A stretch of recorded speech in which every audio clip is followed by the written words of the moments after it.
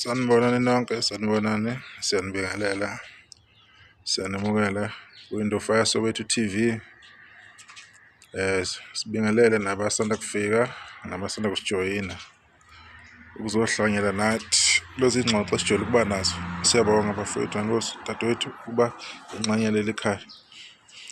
Izolo bekuwusuku olube luhle oluhambe kahle.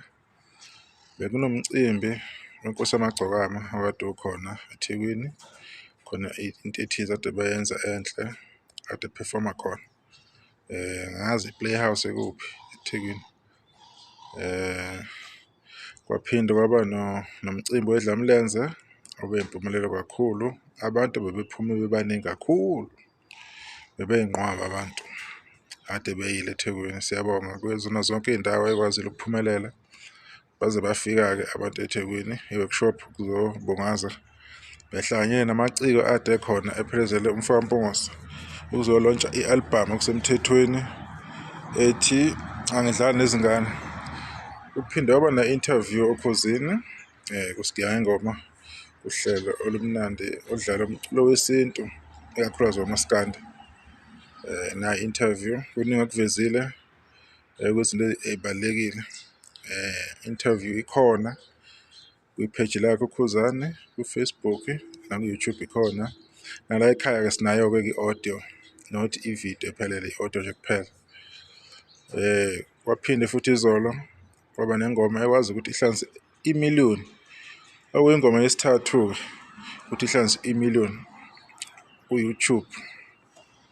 Ama-views sihlanganile imiliyoni ngaphezudlwana nje kwamaviki amabili-ke yaphuma le-album. Iy'ngoma ey'ntathu-ke seyikwazile ukuthi ihlanganise imiliyoni.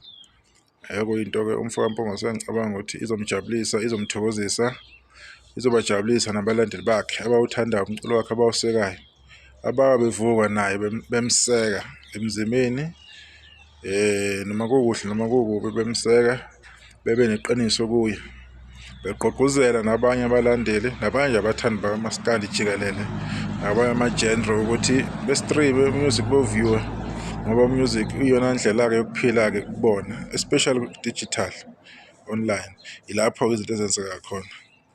Ilokho-ke ngifisa ukudlulisa ukuthi-ke okuhle kodwa kuyamlandela umfaka Mpungose. I-achievement yakhe azoyithola le-album inkulu kakhulu, usazohlabana nje. Kuningi nje okuhle kusazokwenziwa ile-album. Abantu-ke abayiphe isikhathi bebone ukuthi-ke zingakanani izinto esazozenza, ngoba nje ibheke evikini lesithathu ngoLwesine oluzayo bazobona abantu ukuthi iyagijima, ifikile, igalelekile. So sibonge kakhulu kuleyo ndawo leyo. Bekuyilokho nje ukudlulisa bafowethu nani bodadewethu lapha nikhona. Sibonge ngendlela isikhathi senu.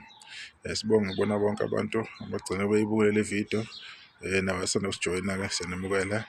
Ngiyethemba sohlalisana kahle kuleli khaya. Nisale kahle.